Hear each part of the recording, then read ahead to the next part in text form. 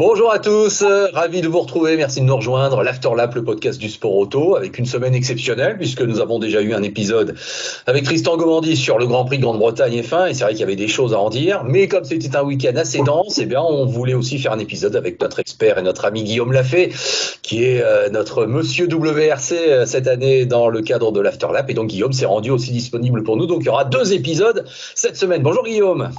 Salut LFB, bonjour à toutes et bonjour à tous. Effectivement, un week-end très chargé en sport auto qui a été un régal. Formule 1, WEC, WRC, vraiment Voilà. très passionnant. Alors je suis désolé, non, il n'y aura pas 3 épisodes avec le WEC à Monza, mais je suis le premier à dire que c'est très intéressant puisque déjà on est dans l'avant Le Mans et que ça va compter, qu'il s'est passé des choses assez surprenantes. Mais malgré tout, je t'en reparlerai quand même un peu tout à l'heure parce qu'il y a un petit trait d'union qu'on peut tirer et tu me vois peut-être venir entre le WEC et le rallye qui Avec concerne un plaisir, certain pilote français. Bon, bref. avec plaisir, oui. Voilà. Non, je te propose évidemment de revoir un peu le déroulement de ce rallye d'Estonie. Euh, Même si j'ai d'ores et déjà envie de te dire que c'est pas un peu la même histoire que d'habitude, à savoir que pour ce 7e rallye de la saison, mon cher Guillaume, on a encore une fois une victoire Toyota, 6 sur 7, avec encore une fois une occasion que j'ai envie de considérer un peu comme manquée de la part de Hyundai. Bon, ça c'est pour lancer le débat, que t'as pas un peu cette impression encore? Eh bien, si, ça fait 6-1, premier set pour Toyota. On va voir ce que donnera le deuxième set, hein, mais non, oui, effectivement, c'est encore un rallye un petit peu loupé pour Hyundai, même s'il y a des vraies pistes d'espoir et des grosses performances qui ont été réalisées quand même. Après, plus que Toyota, c'est vrai que c'est vraiment Kalle Rovanperä Ouais.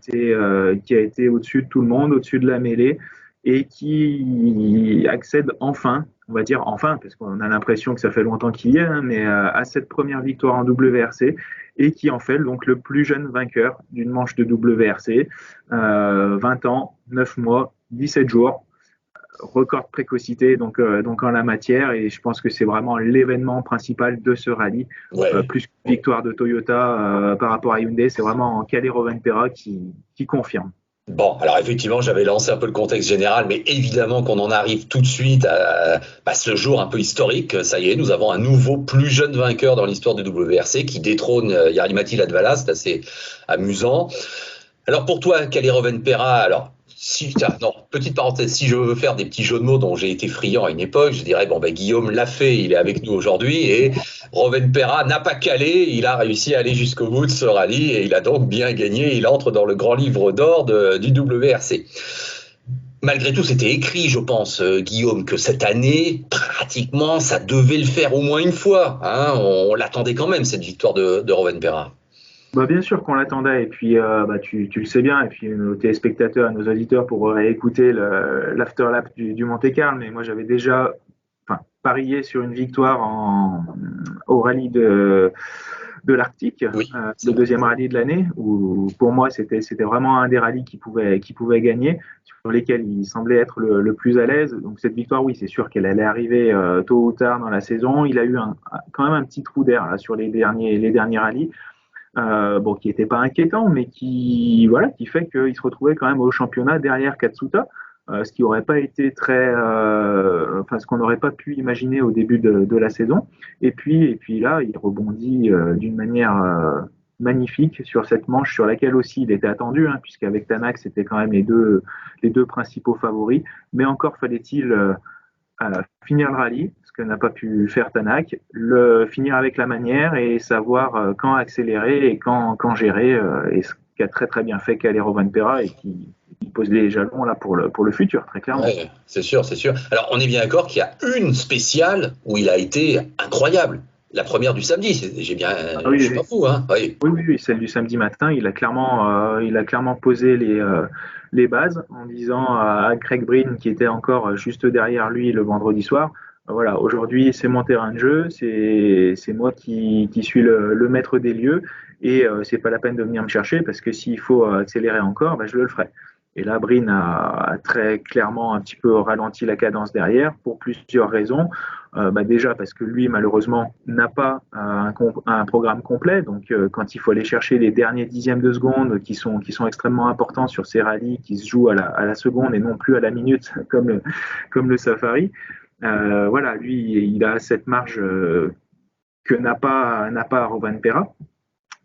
Et puis, il avait le rôle aussi de marquer des points pour Hyundai qui est extrêmement important, sachant que Tanak était déjà hors de course depuis la veille. Ah oui. Alors, est-ce que si on veut faire une comparaison un peu comme ça facile, mais peut-être pas fausse, est-ce que Roman Perra est le Verstappen du WRC? Je Ah parle bah par ça rapport à fait sa précocité et à son avènement déjà, finalement. clairement on peut dire oui et puis ça risque de devenir aussi on va dire j'allais dire successful mais avec autant de victoires que Verstappen dans le futur, ça c'est sûr. Il a déjà montré par ses résultats passés dans les catégories inférieures et puis depuis 2 ans dans le WRC qu'il est capable de faire des podiums très très régulièrement. Là, il montre qu'il a la capacité de gagner. Il aura plus cette peur de gagner justement et maintenant ça va être une menace sur tous les rallyes et pour tous les pilotes, clairement. Donc pour toi, est-ce qu'éventuellement aussi chez Toyota, ça devient pas, comment dirais-je, un équipage global difficile à maîtriser parce que il y a Ogier évidemment peut-être en chef de file, mais bon Evans, on sait que c'est évidemment pas n'importe qui. Et maintenant, Rovanpera fait partie de l'équation, quoi. Ah bah clairement. L'avantage du rallye, on va dire, c'est qu'il peut pas se passer ce qui s'est passé hier en Formule 1. Il peut pas y avoir d'accroche entre des équipiers ou des adversaires. Donc là, pour cette saison encore, Ogier est quand même très loin devant. Donc voilà, même si Rovanpera ne lui laisse pas quelques victoires qui pourraient être stratégiques sur les rallyes à venir, ça ne devrait pas poser de problème. Mais clairement, pour les années futures, oui, ce sera un des pilotes avec lesquels compter pour le titre de champion. Ça, Oui. c'est clair et net, et notamment pour Evans, ça risque de poser des soucis dans le line-up de Toyota. Est-ce que toi, en tant que spécialiste, quand tu vois les caméras embarquées, par exemple, de ces trois pilotes Toyota, est-ce que tu vois des différences évidentes? Ou est-ce que globalement, c'est tous un peu les mêmes caractéristiques, éventuellement?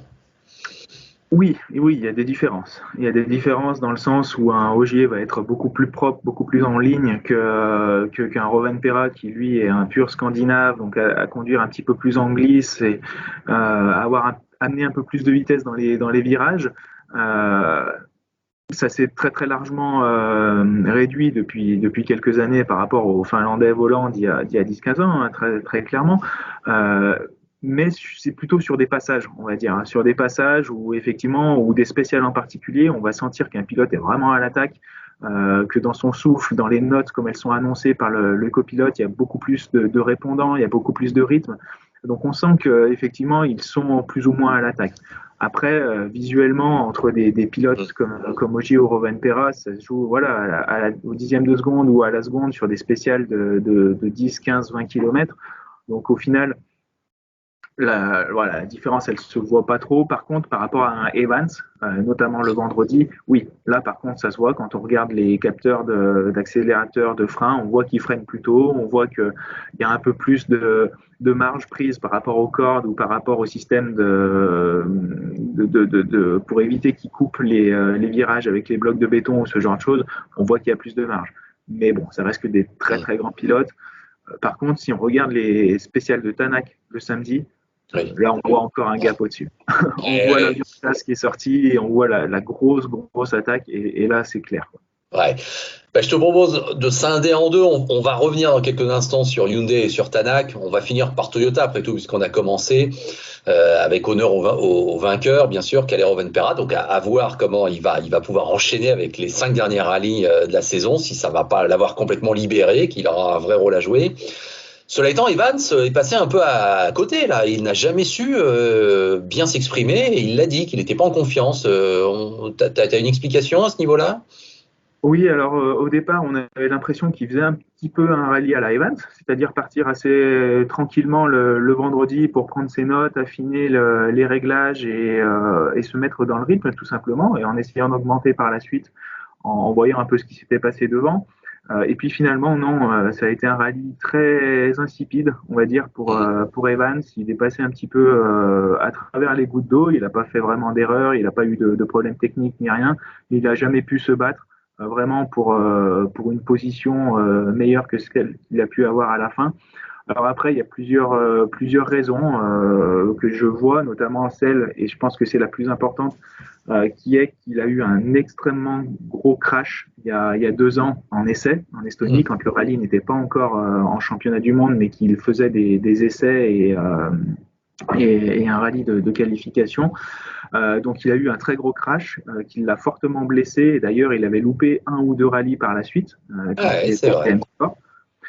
Et puis l'année dernière, premier rallye en Estonie, et je crois qu'il est ressorti de la route assez fortement, ce qui fait que je pense qu'il y avait quand même une petite arrière-pensée, et notamment ce crash aussi d'il y a 2 ans avait déjà un petit peu affecté Dan Barrett, son copilote de l'époque, et cette année, on va peut-être en discuter, mais aussi Katsuta, s'il abandonne, c'est parce qu'à la réception d'un gros jump, le copilote est celui qui ramasse le plus, on va dire, hein, parce que lui, il n'a pas de volant auquel se tenir, donc il a que son cahier, et voilà, c'est pas ça qui va amortir le choc. Donc il s'est blessé au dos et ils ont préféré abandonner après des examens médicaux qui n'ont pas été, enfin, qui ont été rassurants, mais qui n'ont pas été suffisants en tout cas Oui. pour qu'il puisse repartir le samedi. Non, non, Voilà. il y a eu des images et des photos, si là on parle d'instantané, où on voit les voitures effectivement qui sont très très hautes par rapport à la piste. Et effectivement, les atterrissages étaient violents, hein, ça c'est clair. Et donc, ouais, pour Katsuta, là, il y a eu un petit coup d'arrêt, parce on sait qu'il était très très très régulier depuis le début de la saison. Et là, c'est pas de chance pour lui, effectivement, mais la santé avant tout, bien sûr. Oui, oui. Bien sûr, et puis il était très très bien placé avant cet abandon-là aussi, hein. Donc il faisait encore un très beau rallye qui promettait de belles choses. Malheureusement, et voilà, il y a ce problème de santé qui fait qu'il est obligé d'abandonner. Après l'Estonie, on a tendance à beaucoup la comparer à la Finlande en termes de rallye. C'est vrai que les Oui. paysages sont extrêmement similaires, à 180, 170 au milieu des arbres avec des jumps. Après, c'est un rallye qui est un petit peu différent dans le sens où il y a moins de sauts, justement. Par contre, ils sont beaucoup plus impressionnants, Ouais. beaucoup plus hauts. Parce que la vitesse d'appel, en fait, avant le jump, par rapport à la Finlande, qui est beaucoup plus tortueuse en termes de spécial, là, les vitesses en entrée de jump sont beaucoup plus importantes et Ouais. donc la réception est aussi un peu plus marquée. Et c'est la grosse différence, en fait, avec la Finlande, qui Ouais, compte oui. beaucoup plus de sauts, mais beaucoup plus doux. Alors j'avais trouvé aussi une analogie avec la Croatie, pour tout te dire. C'est vrai que c'est pas si loin que ça. Et toi qui es féru de petites infos comme ça amusantes, bah écoute, tu vas peut-être apprécier ce que j'ai trouvé. Le temps total du vainqueur du rallye de Croatie 2021, Sébastien Ogier, il a fait tout le rallye en 2h51 minutes, 22 secondes et 9 dixièmes. Et ben je t'annonce que là, Kalle Rovanperä fait le rallye d'Estonie en 2h51 minutes, 29 secondes et 1 dixième. Il y a 7 secondes en temps brut, tu vois ce que je veux dire, par rapport aux deux Ouais, rallyes. C'est incroyable. ah ouais, alors après, il faut vérifier les vitesses moyennes, parce que là, je crois Oui. qu'on avait 326 km à parcourir sur le rallye d'Estonie. En Croatie, je ne sais plus trop combien il y avait, mais, Ouais. mais c'est vrai que ce sont des vitesses moyennes qui sont extrêmement importantes sur ces rallyes-là. Et ce qui est appréciable, c'est qu'on n'avait pas trop de chicanes, justement, à Ouais. l'intérieur des spéciales en Estonie pour réduire la vitesse. Donc ça, Ouais, c'était tout à fait. assez appréciable. Voilà. Sébastien Ogier donc et Julien Gracia terminent quatrième. Bon, on a tous le sentiment sans doute qu'il y a un côté d'efficacité et de prendre les points qui se refusent pas, quoi. Oui, bah, de toute façon, voilà, comme tous les rallyes sur Terre, il partait avec le doute de savoir ce qui était possible de faire en fonction du balayage le vendredi. Donc très rapidement, on a vu que les premiers étaient assez significativement marqués par le balayage, hein, que ce soit lui, Evans, Neuville.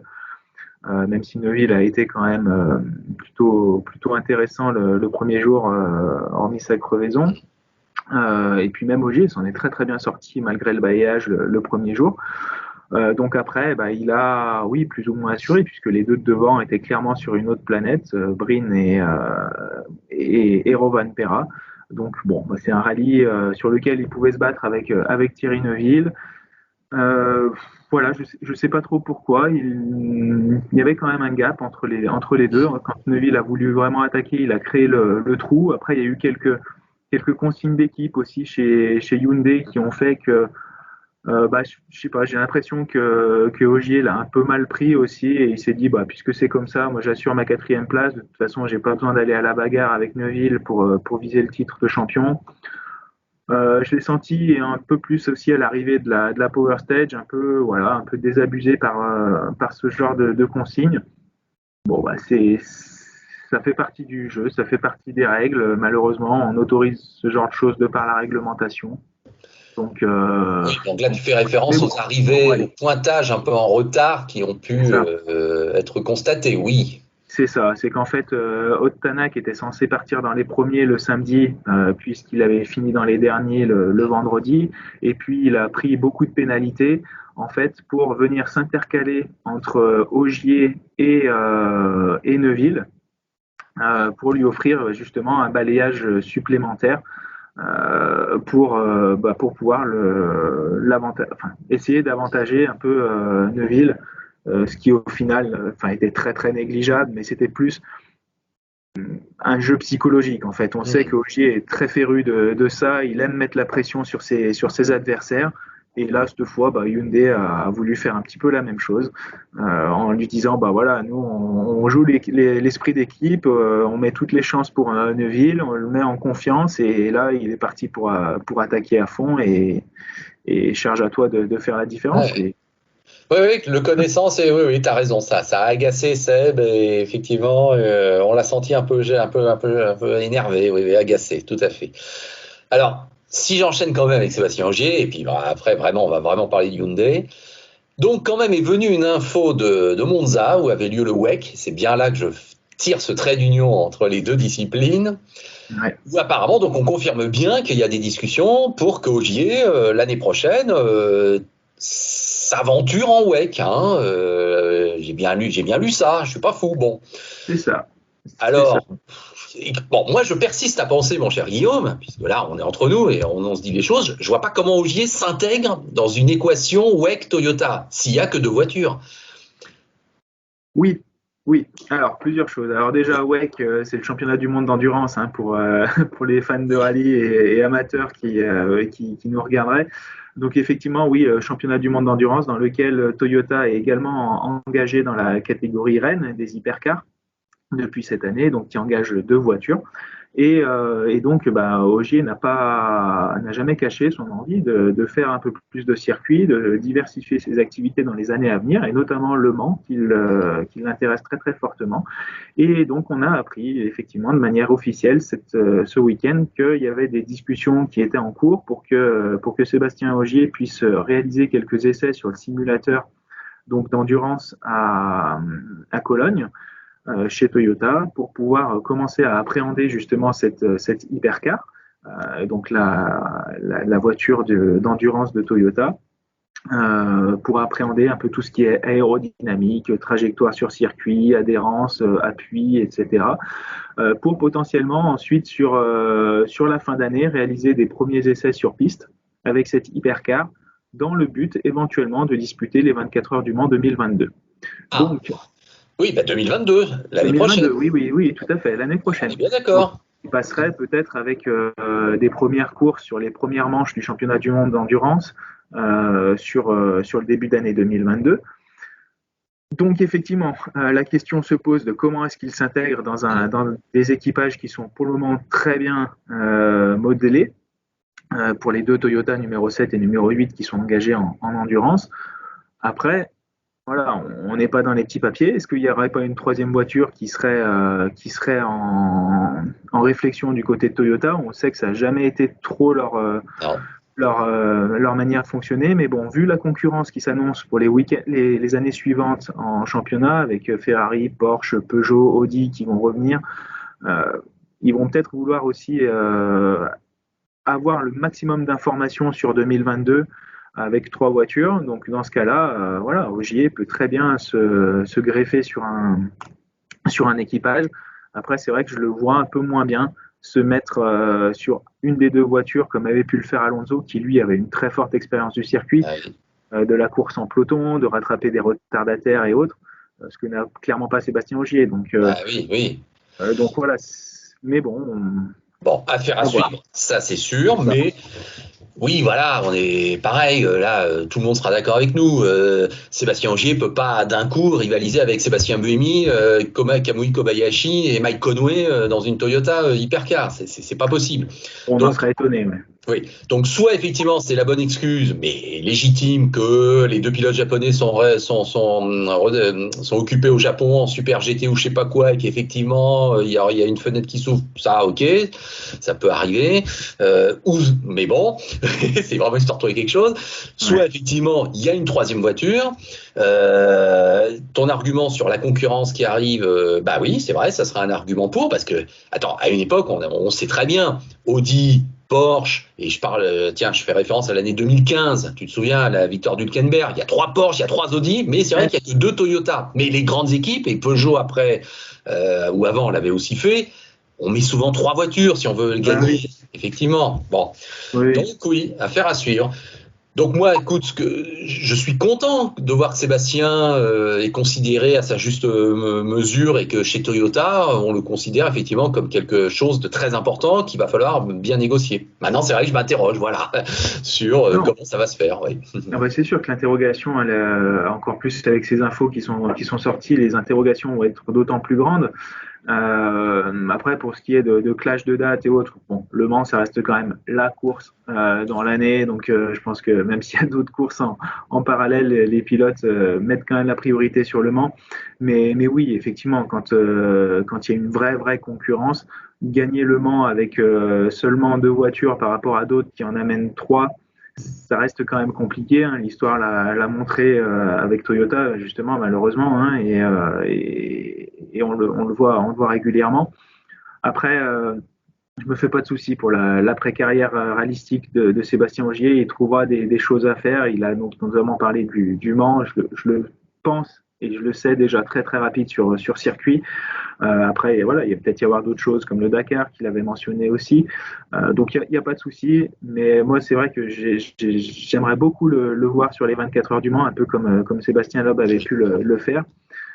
Mais bon, je lancerai quand même une pétition pour qu'il reste en rallye à temps plein l'année prochaine, qu'il se Voilà. fasse les dents un petit peu sur quelques manches d'endurance, effectivement, et qu'il fasse les choses très proprement en 2023, après avoir gagné un nouveau titre en WRC en 2022, parce qu'il est encore, enfin, ils sont encore au sommet de leur art, et ils nous ont fait Ouais. un rallye sans erreur, qui finit à une 4e place, qui peut paraître un peu terne, mais dans le contenu, en tout cas, c'est encore Ouais. c'est encore pas un chef-d'œuvre, mais c'est encore une très belle prestation de leur part. Quoi. Ouais. Ce que vient de dire Guillaume Lafay, mesdames et messieurs, vous voyez, c'est source de débat, mais je crois qu'il n'est pas seul à dire ça et il exprime ce que beaucoup pensent. Donc, dans vos commentaires sur la vidéo, sur la chaîne YouTube de l'Afterlap, n'hésitez pas à nous faire part aussi de vos réactions par rapport à ce que vient de dire Guillaume, parce que c'est vrai que le débat il est là, quoi, et on le partage assez. Alors, Guillaume, si on revient sur ce rallye d'Estonie, il y avait aussi une analogie qu'on pouvait tirer avec la Formule 1. Tristan Gobandi me l'a bien expliqué dans l'épisode consacré à la F1. Après le Red Bull Ring, les 2 victoires de Verstappen, après 5 victoires consécutives de Red Bull par rapport à Mercedes, après les petites erreurs de Bakou, tout ça, il était évident, ça a fait partie de cette dramaturgie du Grand Prix de Grande-Bretagne 2021 que Mercedes, là, et Lewis Hamilton en premier, ne pouvaient pas essayer de remettre les pendules à l'heure et ne pouvaient pas passer à côté de ce rendez-vous. Là, il y avait une obligation de ne rien lâcher. Et on en a eu finalement la preuve dans le premier tour. Bon. En Estonie, a priori pour nous, et toi et moi, on en avait parlé, c'était pareil, je suis désolé. Obligation absolue de résultat pour Hyundai, obligation de victoire pour Tanak. Il n'y avait pas d'autre objectif pour ce binôme. Et ça n'a pas fonctionné. C'est ce qu'on s'était dit sur les 2-3 derniers débriefings d'ailleurs, c'est que oui, il fallait que Hyundai et ses pilotes, s'ils voulaient garder une chance aux différents championnats, réagissent tout de suite. Et tout de suite, c'était dès l'Estonie où Tanak était effectivement le très grand favori, et c'est aussi à Ypres où Neuville, pour le coup, sera le très grand favori. Bon, il s'avère que sur ce rallye, Tanak semblait extrêmement rapide, voire plus que semblait, hein, il était extrêmement rapide. Malheureusement, il a eu cette crevaison le premier jour dans la 3e spéciale. Bon, là, pour le coup, c'est vraiment pas de chance. C'est vraiment pas de chance. Il perd que quelques secondes, une vingtaine de secondes qui étaient très largement récupérables sur le reste du rallye vu son rythme, très clairement. Il est parti vraiment le couteau entre les dents sur la quatrième spéciale. Et là, c'est là où il fait un petit peu l'erreur parce qu'il avait le temps de remonter, je pense. Il avait le rythme, il avait la voiture. On l'a vu sur le reste du rallye, mais il fait cette grosse erreur qui l'envoie dans un champ, qui le fait crever à nouveau. Et donc, de même que pour le Monte Carlo, étant donné qu'il n'avait plus assez de roues de secours, et il est obligé d'abandonner. Ce qui fait qu'il laisse la voie libre à Rovanperä et ce qui fait encore un gros coup dur pour Hyundai, qui derrière n'avait plus que Breen et Neuville un petit peu plus loin. Mais bon, effectivement, oui, c'est encore un rallye 100 pour Hyundai. En tout cas, sans gros points. Il récupère quelques points par rapport à Toyota, il me semble, au cumul. Mais ça reste, ça reste assez anecdotique par rapport au retard qui avait été accumulé et encore plus au championnat pilote, puisque Tanak maintenant il se retrouve à 74 points de Ogier, donc c'est presque 3 rallyes. Neuville est à 52 points, donc c'est déjà 2 rallyes avec les victoires, avec quelques points grappillés dans la Power Stage. Donc oui, ça fait loin avec les 5 rallyes qui restent. Sachant que Ogier est quand même pas coutumier du fait des grosses erreurs. Il en a déjà fait une à l'Arctique. Ça paraît compliqué. Ça paraît compliqué avec un Ogier qui sait jouer les points placés. Donc oui, c'est un rallye encore un peu coup-ci coup-ça pour Hyundai. Il peut avoir un peu plus le sourire que par les rallyes précédents. Oui, c'est sûr, on prend. Parce que Breen, double podium. Breen fait deuxième. Était dans le coup par rapport à Rovanperä. Mais bon, voilà, ce qui reste aujourd'hui, c'est la lumière Rovanperä de ce rallye et c'est ce qu'on retiendra. C'est certainement pas les places de 2 et 3 de Hyundai. Non, mais attends, je te trouve un peu gentil avec Tanak. Pour moi, c'est une vraie connerie. Voilà, tu vois ce que je veux dire. C'est une vraie faute professionnelle, pratiquement même. Faute professionnelle, c'est toujours facile à dire. Quand il repart le couteau entre les dents, énervé, veut refaire son retard tout de suite. Voilà, faut pas oublier aussi que entre les spéciales, les infos ont peut-être parfois un peu du mal à transférer, de savoir exactement où en sont les adversaires. Entre 2 spéciales, en plus, quand ils ont une roue à changer, il y a énormément de choses à faire. Ça, on ne le sait pas forcément, mais c'est pas juste relier un point A à un point B. Il faut faire des pressions de pneus, il faut parfois purger les freins, il faut donc là, pour le coup, changer les roues. Il faut communiquer avec l'assistance pour savoir s'il y a des clics à faire ou pas pour adapter les suspensions. Voilà, il y a énormément de choses qui se passent dans leur tête et dans leurs mains. Et donc, de se recalmer, de repartir à tête froide, sachant qu'on vient de prendre 20 secondes, que c'est un rallye qui parfois peut se jouer vraiment à la seconde ou au dixième, c'est difficile de se mettre à leur place. T'as raison. Voilà. Oui. Et puis, Tanak, on connaît son tempérament. On sait qu'il est capable de voler, et c'est ce qu'il a fait le samedi sur toutes les spéciales. Peut-être qu'il l'a fait un peu trop précipitamment, mais qu'il aurait dû prendre un petit peu plus de temps. Mais bon, c'est facile à dire après. Ouais. Bon, le fait est que les crevaisons tombent sur Hyundai, là aussi. Oui, elles tombent sur Hyundai. En même temps, à part celle de Tanak, la première où on ne sait pas trop d'où elle vient. La deuxième de Tanak, il sort très fort dans un champ. Celle de Neuville également, c'est une grosse sortie. D'ailleurs, ça aurait pu être bien pire que de perdre 18 secondes au final. Neuville s'en tire plutôt bien. Après, c'est vrai qu'on s'attendait pas, et moi je m'attendais pas à avoir autant de crevaisons sur un rallye comme celui-là, que ce soit en WRC2 aussi, où Rosberg a souffert de 2 qui, elles, pour le coup, sont plutôt inattendues aussi et pas vraiment explicables. C'était un rallye sur lequel on pensait qu'ils allaient tous partir en soft sur toutes les boucles, puisque pour le coup, cette fois, c'était inversé. On avait un quota bien supérieur de pneus soft et on pouvait faire tout le rallye en soft. Et le samedi, et c'est peut-être aussi ce qui a avantagé un peu Hyundai, ils ont fait le choix de partir sur les spéciales plus longues avec 2 pneus hard sur les 5 qu'ils emmenaient. 2 pneus hard qui permettaient de faire tourner les roues en fait en fonction des spéciales pour répartir un peu l'usure et puis pour garder de la stabilité dans la voiture, avoir une voiture qui se comporte de manière un petit peu plus rigide en fin de longues spéciales. Alors que Toyota, eux, et notamment Ogier, avaient fait le choix de prendre 6 pneus, donc 2 roues de secours, mais 6 pneus soft. Donc il pouvait changer une roue en plus, mais ça restait du soft, donc donnait un grip un petit peu plus important, certes, mais qui se détériorait plus rapidement aussi dans la boucle. Ouais, d'accord, ok. Bon, alors donc Tanak, bah oui, là je crois qu'honnêtement, les carottes sont cuites, ça c'est sûr pour l'année 2021. Hyundai, il y a du souci à se faire. Neuville a fait un beau podium. Alors tu as vu que la nouvelle de fin de rallye, ça concerne son excès de vitesse Oui. assez important constaté en liaison. 190 au lieu de 90 km/h. Hein. Je crois que c'est bien ça le chiffre que j'ai. Bon.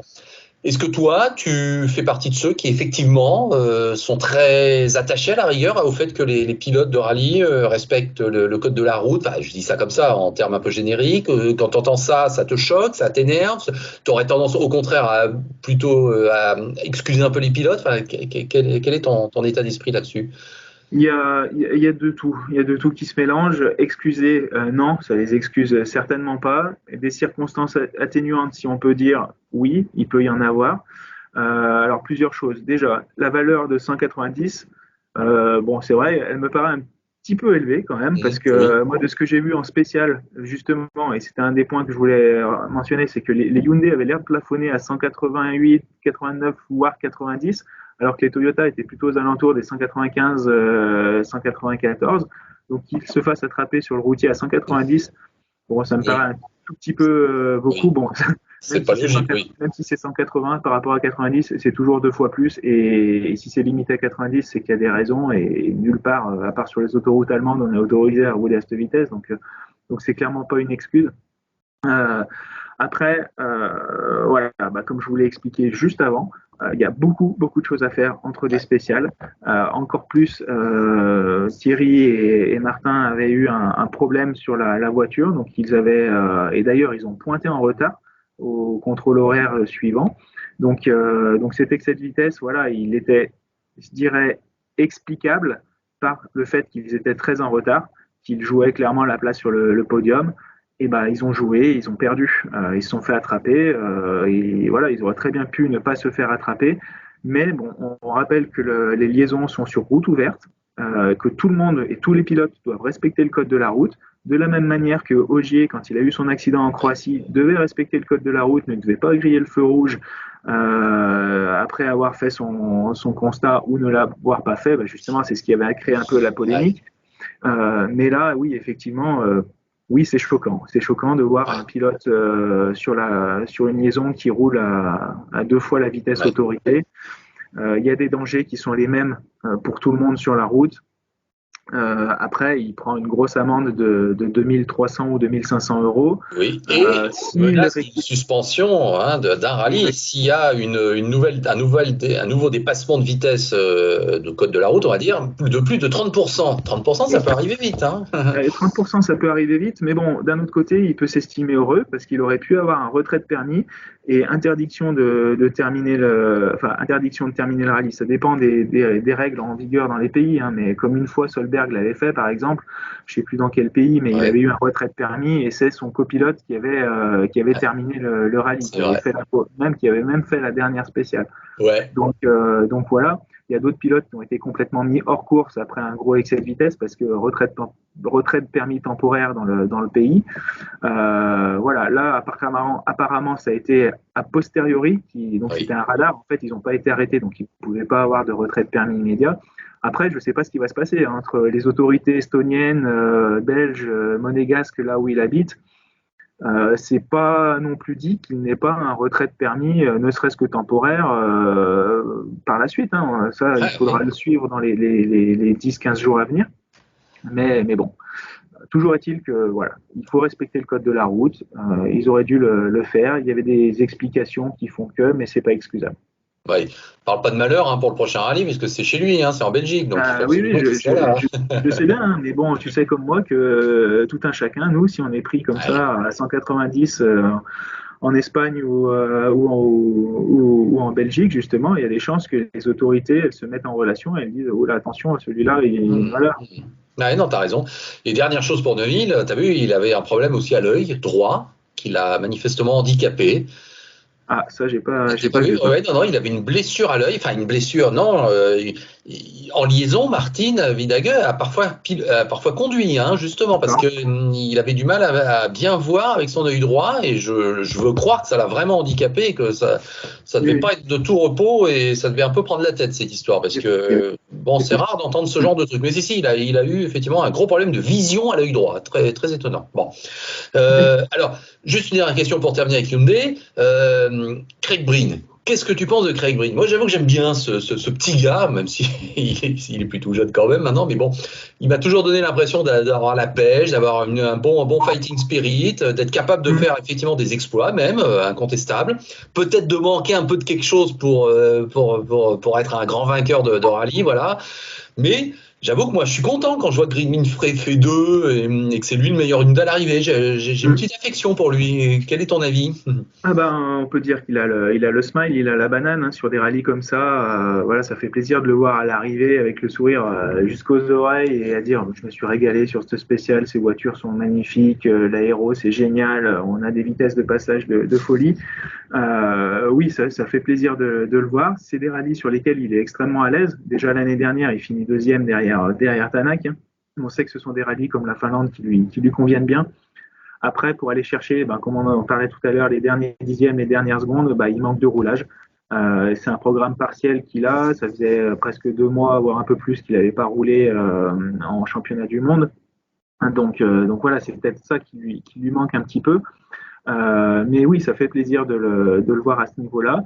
Il se positionne très clairement pour l'année prochaine, pour les volants en WRC 1 et avec les nouvelles voitures hybrides, que ce soit déjà chez Hyundai ou chez d'autres. Hein. On en parle notamment chez Ford, par exemple. On pourra en discuter juste après, mais oui, il se positionne comme une valeur sûre, en tout cas, d'un pilote qui est capable de ramener des points. Après, il y a d'autres rallyes sur lesquels il est capable aussi de passer complètement à travers. Et je crois que c'est au rallye de l'Arctique cette année où on pensait le voir un peu à la fête, et puis où il est passé clairement à travers. Mais oui, c'est un bon pilote. En termes de mise au point de voiture, je ne le connais pas trop, j'ai jamais eu trop l'occasion de travailler avec lui. Mais en tout cas, oui, avec son copilote, ils forment un bel équipage et ils sont capables de ramener de gros points en limitant les fautes. Donc, Tout à fait. très très beau rallye de sa part et content qu'il ait pu garder sa deuxième place aussi. Et c'est peut-être ce qui va créer un petit. D'ailleurs, je crois que j'ai entendu dire que c'était un petit peu chaud chez Hyundai hier soir, mais que voilà, il a gardé sa deuxième place. Ils n'ont pas voulu le faire dégringoler à la troisième place pour donner les 3 points à Neuville. Bon, on verra ce que ça donne à la fin du championnat. Oui, ça a traversé l'esprit de beaucoup de monde, cette histoire, Oui, parce qu'on s'est forcément dit, bon, allez, hop, c'est bon. Et non, effectivement, Breen reste 2. Ouais, je suis d'accord.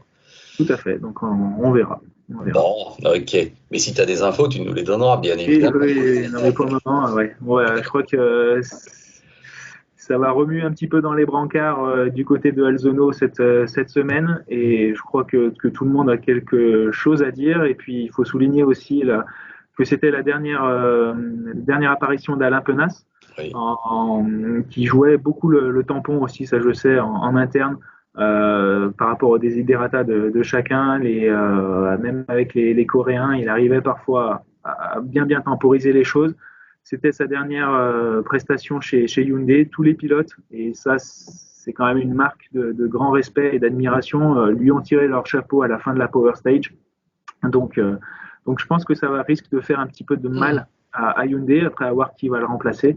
Mais bon, je pense que les 15 jours là avant Ypres, qui est et restera l'échéance principale de la deuxième partie de saison pour Hyundai et pour Thierry Neuville encore plus. Je pense que ça va être un peu actif de leur côté. Oui, tout à fait. On continue notre passage en vue, effectivement, Ford. Bon, c'est vrai que là, c'est la troisième force du plateau, un peu derrière. Greensmith pas aidé dès le début, ça c'est sûr. Greensmith pas aidé, Suninen pas aidé non plus, qui a fait quelques erreurs. Ils ont eu ces problèmes aussi on va dire, de ce qu'on appelle dans le milieu les gremlins. Au niveau électronique, qui générait pas mal de petits problèmes de coupure moteur, d'alarme de température d'eau qui se mettait en route sans forcément de raison. Donc ils les ont pas mal pénalisés.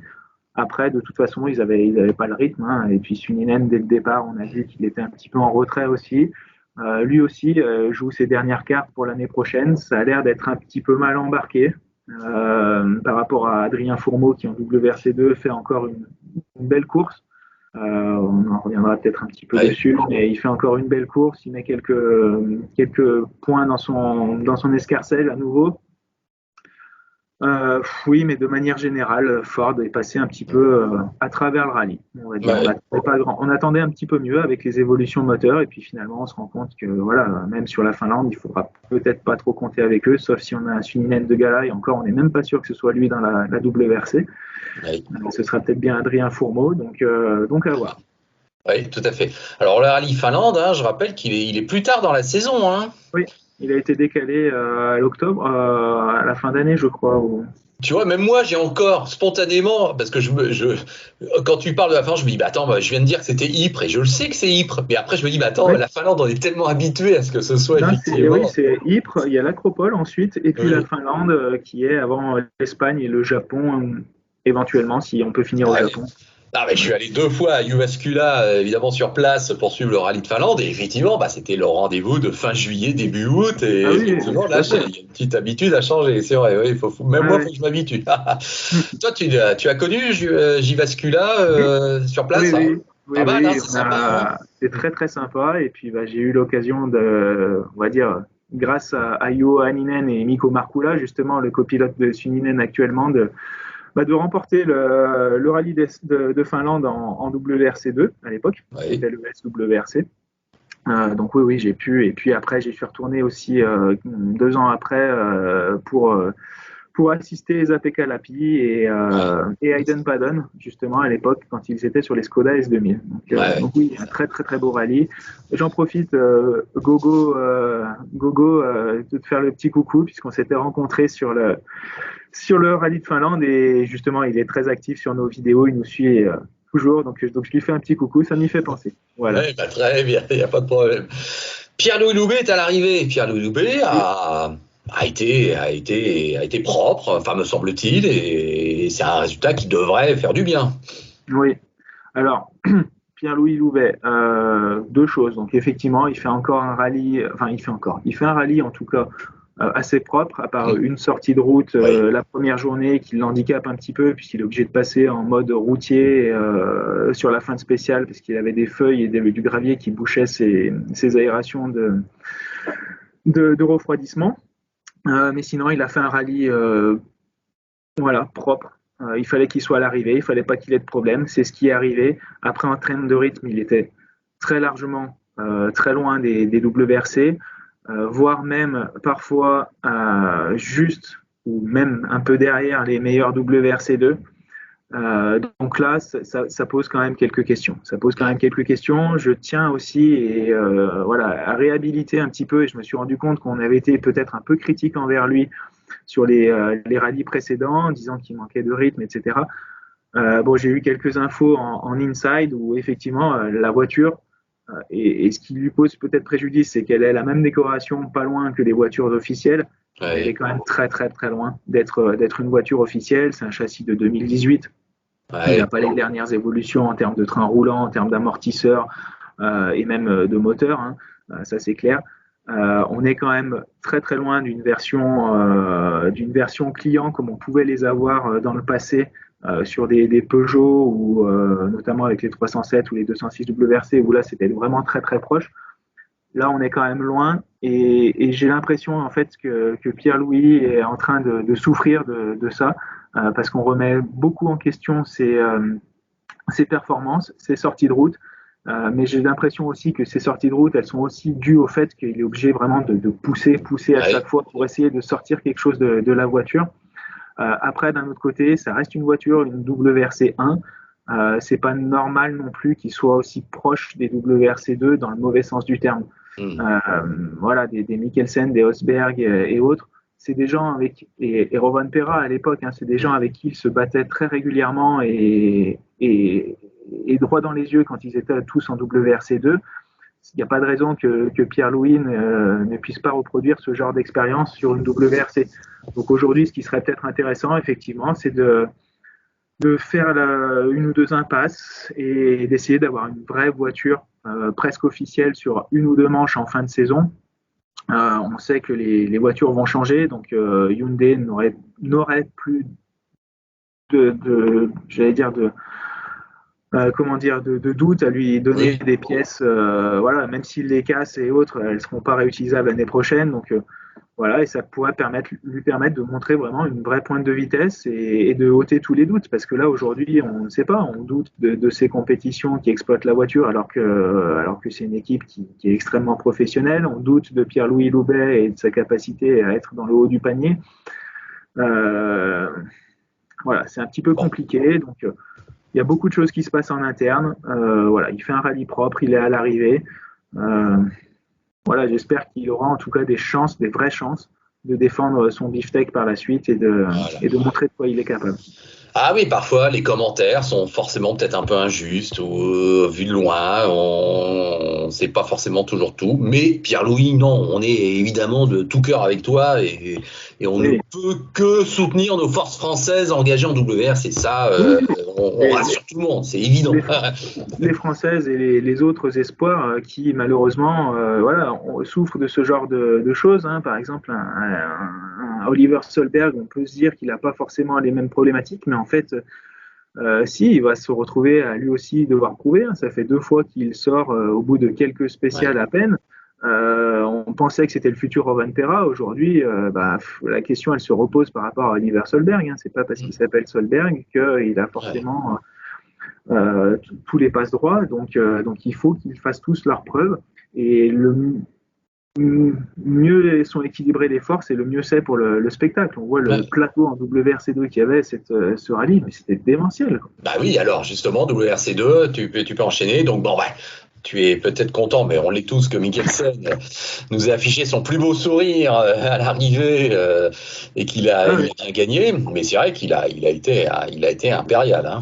Ouais, on va peut-être passer rapidement dessus, mais c'est vrai que le plateau en WRC2 entre Mikkelsen, Rosberg, Fourmeau qui revenait, Lukjanuk, Utunen qui avait gagné précédemment, j'en passe et des meilleurs, Solberg, Gryazin, Kajetanovic. Voilà, c'était un plateau vraiment quasiment digne on va dire de la deuxième partie de la grille de WRC1. C'est un rallye qui a été, on va dire, dominé par le Russe Lukjanuk en termes de rallye 2. Hein. Je parle de manière globale. Dominé par Lukjanuk qui avait un rythme vraiment extrêmement impressionnant. Il a une connaissance du terrain très importante. Voilà. Et puis derrière, Mikkelsen, Rosberg qui, eux, jouent le championnat WRC2, donc qui est un tout petit peu différent puisque Lukjanuk ne fait pas partie de ce championnat. Donc effectivement, Mikkelsen et Rosberg se plaçaient tout de suite derrière et n'ont pas forcément cherché à aller le titiller justement parce qu'ils avaient leur propre championnat à jouer.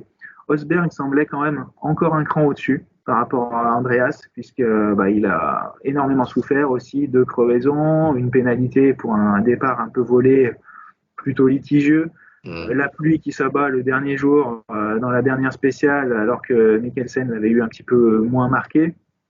Bon, voilà, il semblerait que la C3 quand même sur la terre, fasse quand même d'énormes progrès. Donc ça promet pour la fin de saison. Mikkelsen fait une superbe performance, récupère les 5 points de la Power Stage, ce qui le conforte un petit peu dans son classement en tête du WRC2, mais il ne faut pas oublier que Rosberg a un rallye en moins aussi, donc voilà, il faut faire les comptes à la fin de la saison. Ouais.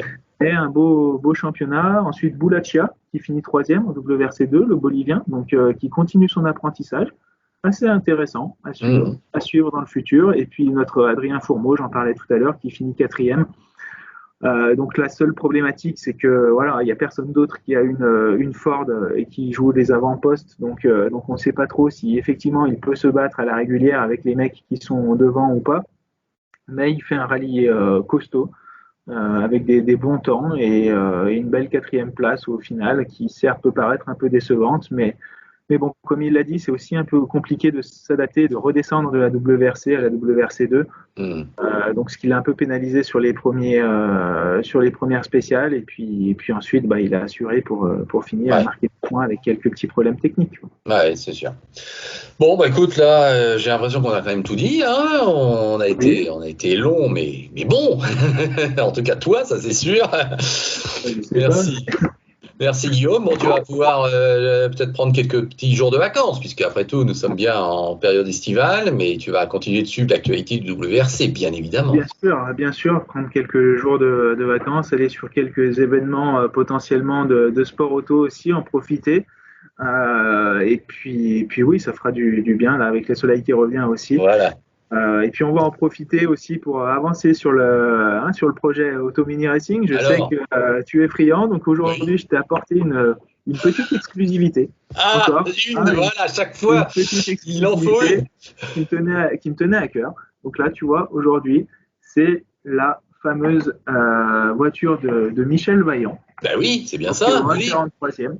Donc on peut retrouver dans la fameuse BD C'est le du, grand défi, oui, c'est grand le premier. défi. Ouais, Voilà, ouais. c'est la Vaillante 571 du Grand Prix, donc du Grand Défi, et qui est donc fabriquée donc par un artisan, une société qui s'appelle Jade Miniature, du Ah, côté oui. de Saint-Étienne, pas très très loin, représentée par Jean et Evelyne Damon, qui font tout un tas de références différentes des Vaillantes, donc qui sont des kits soit à monter, soit qu'on peut acheter comme ça, déjà montés, mais qui sont d'une qualité vraiment exceptionnelle. Et je vous invite à aller voir justement la page internet de Jade Miniature. Donc qui font aussi partie de notre association Auto Mini Racing et qui vont donc nous permettre d'avoir un coin vraiment spécial dédié Michel Vaillant avec toutes les BD, les miniatures qu'on peut avoir fait ou retrouver à droite à gauche. Donc voilà, pour pouvoir faire plaisir aux grands comme aux petits. Donc voilà, ça me tenait à cœur de faire ce petit coucou et puis voilà, de vous donner cette petite exclusivité Ah, à retrouver sur nos réseaux Auto Mini Racing. génial, Guillaume, merci. Et maintenant, j'attends ma petite exclusivité à chaque fois. Si, c'est ça ton challenge. Ben, Merci. je t'avoue que là, il a fallu que je me creuse les ménages, mais bon, voilà, pour la prochaine, il faut que je trouve quelque Oui. chose d'intéressant aussi. Mais j'ai une petite idée là, avec peut-être un petit sondage à faire auprès des internautes, de nos auditeurs et de nos téléspectateurs pour savoir quel sera le prochain montage, justement en exclusivité de Auto Mini Racing. Là, j'ai deux projets sur lesquels je suis en train de travailler. Donc voilà, je le proposerai, je pense, au D'accord. vote pour, euh, Allez, c'est pour, noté. Oui, euh, oui. pour pouvoir avancer. Voilà. Bon, on a un petit mois avant de se retrouver, puisqu'évidemment, on se retrouvera, je l'espère bien, pour débriefer ce rallye d'Ypres, puisque c'est à la mi-août, hein, c'est ça, ça se termine. C'est le 15 août ou c'est la semaine d'après encore? Attends, laisse-moi J'avoue qu'en regarder. termes de date, je sais pas, j'ai pas à regarder exactement. Bah oui, zut, alors j'ai pas les dates, mais moi il me semble que c'est mi-août, mais bon, je peux me tromper. Mais enfin bon, on va voir ça, et de toute façon, il est prévu que toi et moi on se retrouve pour en parler. Donc voilà, Bien on se sûr, tient au courant, hein. bien Bon. sûr. Allez, chers amis, merci vraiment de nous avoir suivis. Guillaume, écoute, porte-toi bien, plein de bonnes choses. Profite bien donc de l'été comme tout le monde. Soyez en bonne santé, les amis. Vive Auto Mini Racing, vive l'Afterlap, j'espère. Et puis, bah, écoute, et à vous tous, à très bientôt, hein. À très bientôt, LFB. Prenez tous soin de vous, profitez des vacances, effectivement. Vive le sport auto et à très vite. Ciao. Salut Guillaume, salut.